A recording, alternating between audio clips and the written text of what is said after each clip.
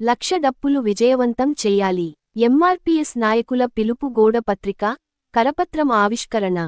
SC వర్గీకరణ వెంటనే అమలు చేయాలని డిమాండ్ చేస్తూ ఈ నెల 7న తలపెట్టిన లక్షల డప్పులు, వేల గొంతులు కార్యక్రమాన్ని మాదిగ ఉపకులాల ప్రజలు విజయవంతం చేయాలని ఎంఆర్పీఎస్ జిల్లా నాయకుడు మాట్ల వెంకటస్వామి మాదిగ పిలుపునిచ్చారు.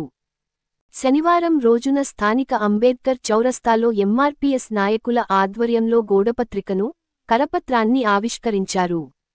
ఈ సందర్భంగా వారు మాట్లాడుతూ హుస్నాబాద్ నియోజకవర్గంలోని ప్రతి గ్రామం నుంచి మాదిగలు మాది ఉపకులాల నాయకులు స్వచ్ఛందంగా తరలిరావాలని కోరారు.